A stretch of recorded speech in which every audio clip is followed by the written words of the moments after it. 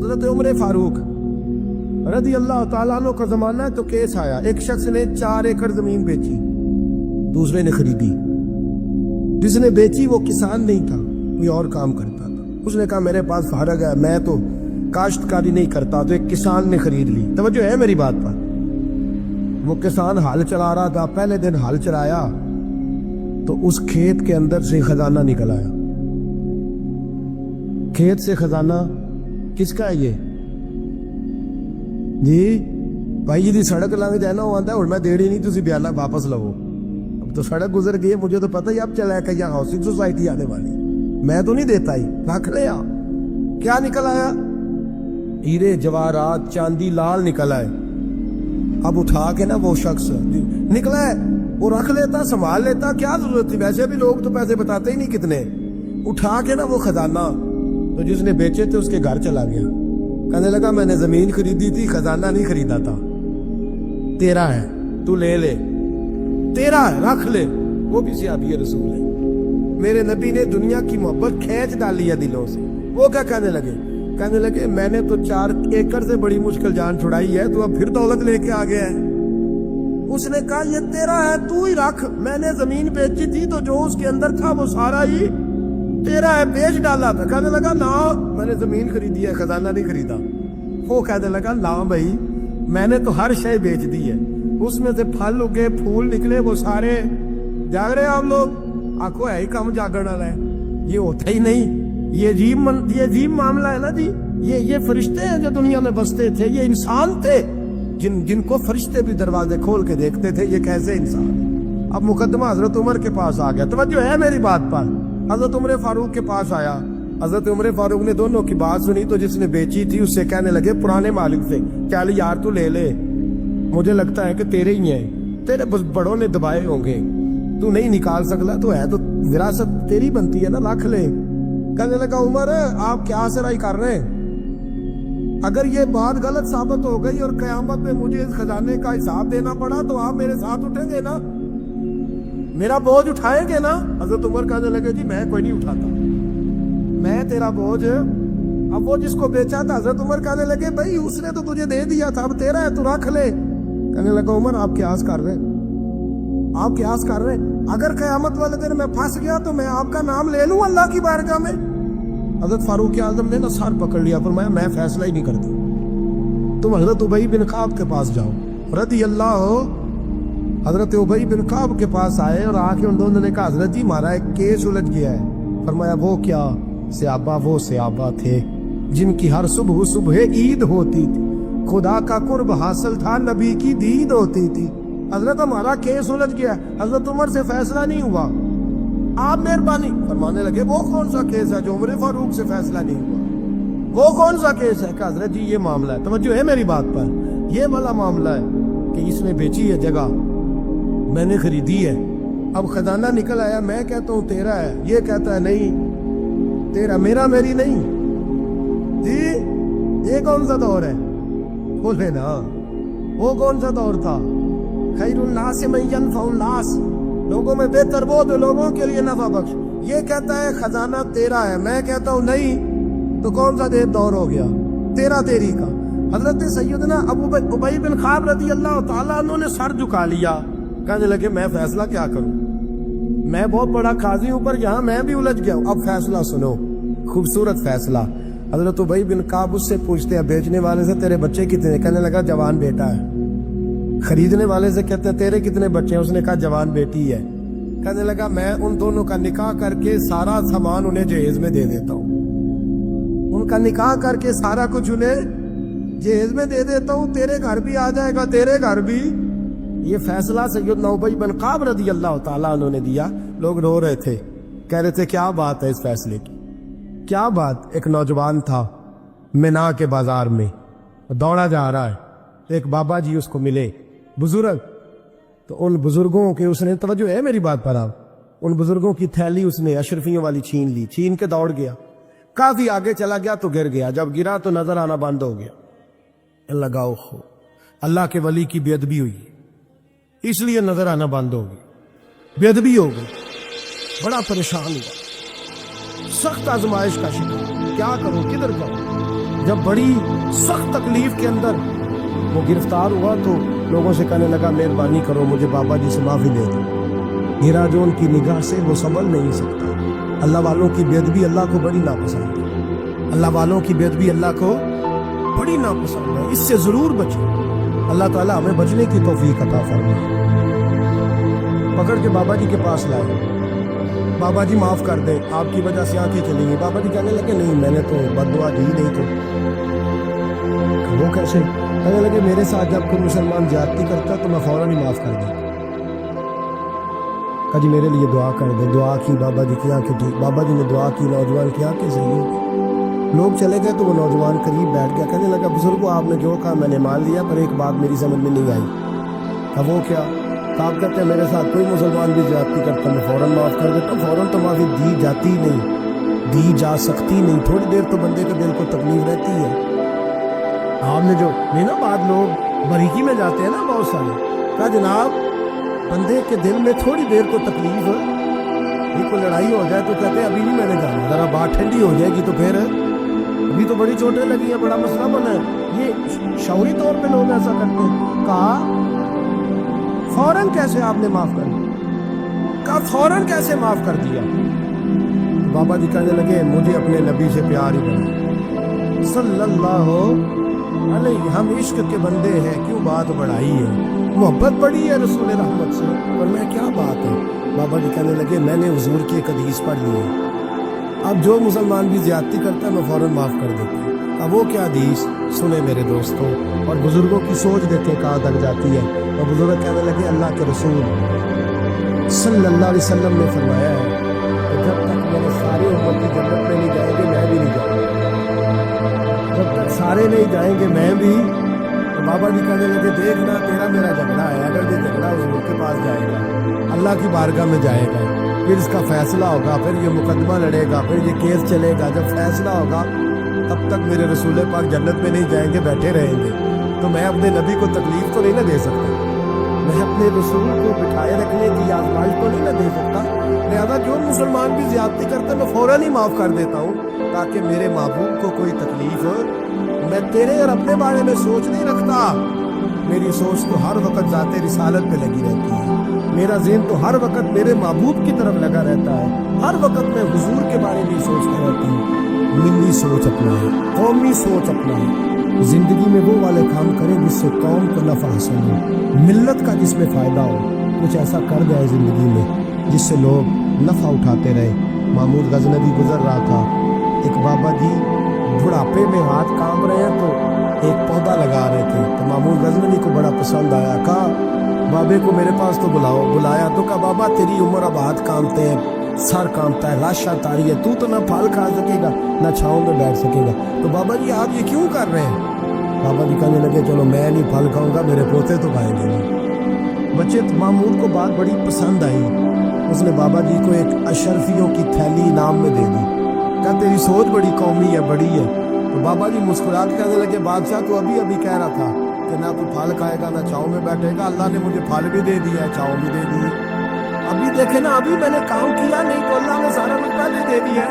بادشاہ اور راضی ہوا, اس نے ایک تھیلی اور دی. بابا جی مسکرا کے کہنے لگے دیکھ میرے اخلاص میں اللہ نے کتنا فضل کیا ہے. لوگوں کے باغ میں سال میں ایک دفعہ پھل لگتا ہے, میرے باغ میں 2 دفعہ لگتے ہیں. تو خیر خائی کا ذہن بنا, لوگوں کے بارے میں سوچ, قومی اور ملی ذہن بنا, بڑا ذہن بنا, بڑی سوچ بنا.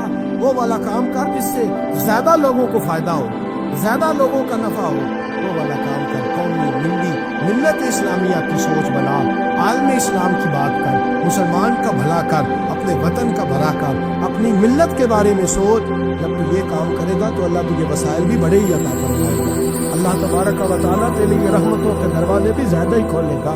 تو فرمایا زمین میں وہ قائم رہے گا جو لوگوں کا بھلا کرے گا, دوسروں کے بارے میں سوچے گا. وہی دنیا میں زندہ رہتے ہیں جو لوگوں کے لیے نفع بخش بن جاتے ہیں. جو ذات کی بات کرتے ہیں وہ بڑی جلدی فنا ہو جاتے ہیں. دوسروں کی بات کر تو ہمیشہ رہے گا, تو باقی رہے گا, تو قائم رہے گا, تو ہمیشہ صبح قیامت تک تیرا نام جپا رہے گا.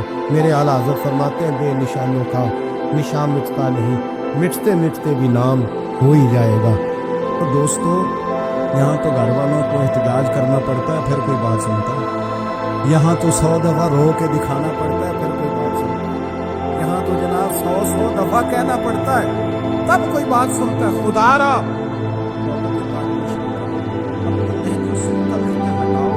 ये जो चेहरों पर पक्की पक्की सिलवटें डालनी है, इनको दूर करो। ये जो हर वक्त के थके थके और हर वक्त के नाराज और हर वक्त की तबीयत के अंदर सख्ती और हर वक्त कहना मैं बड़ा काम करता हूँ, मैं बड़ी मुशक्कत उठाता हूँ, तुम्हें पता नहीं मैं किस तकलीफ में हूँ। मेरे भाई सारी दुनिया परेशान रहती है, लेकिन कुछ लोग ऐसे होते हैं जो परेशानियाँ ज़रा हंस के गुजार लेते हैं। कुछ लोग ऐसे होते हैं जो परेशानियाँ अपने तक रख लेते हैं, दूसरों को तकलीफ नहीं देते।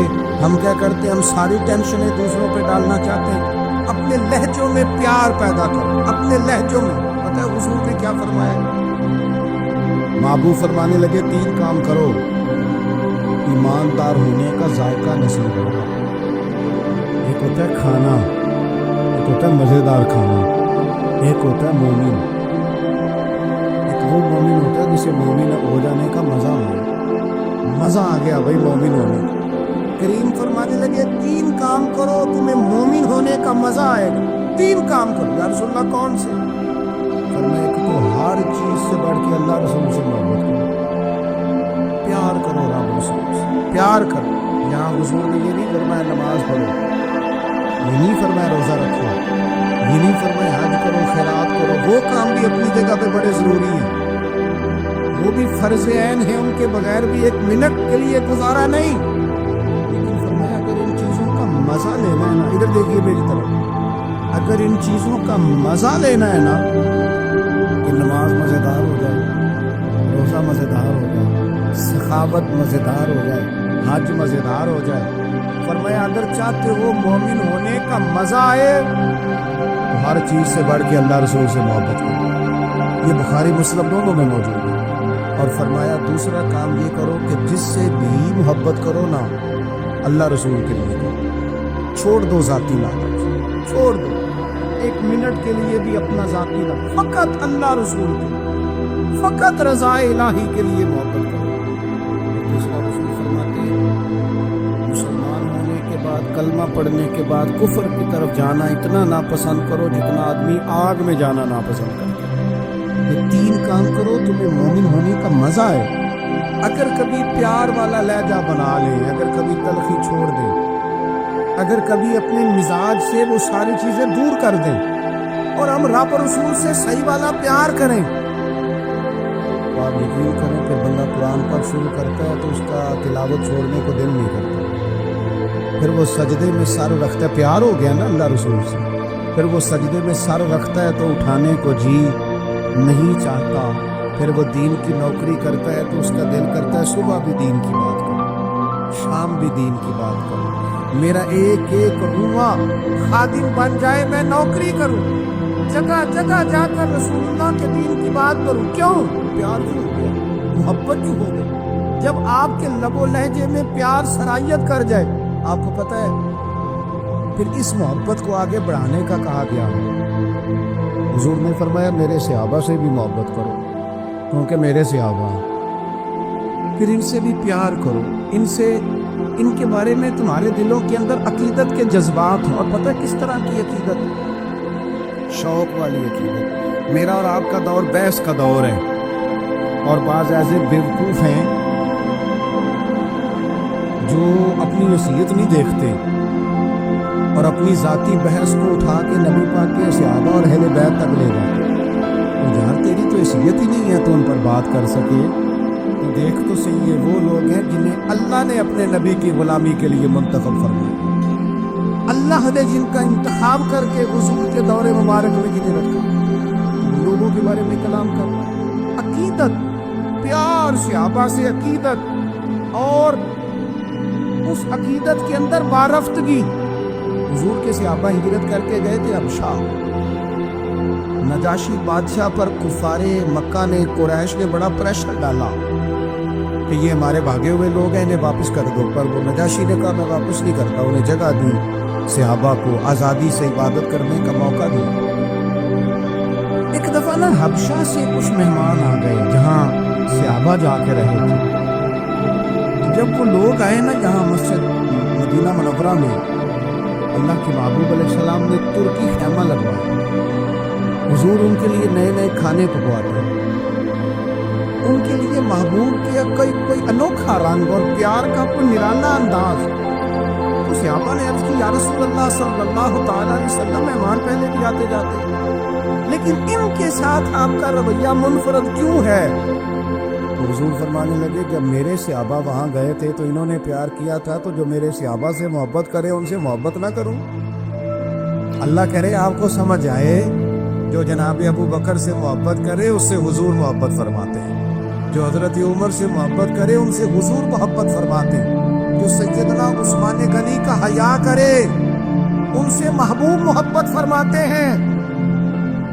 और मौला मुर्तदा के बारे में तो फरमाए, इसकी मोहब्बत ही तो ईमान है, और अली का बुग़्ज़ ही तो निफाक है। मोहब्बत, प्यार, वारफ्त, शौक, इन लोगों के बारे में अपने दिलों के अंदर जज्बात, फिर जो हुजूर की औलाद पाक है, आपको पता है, ये अपने मौसिम का शुक्रिया अदा नहीं करता, वो रब का भी नहीं कर सकता।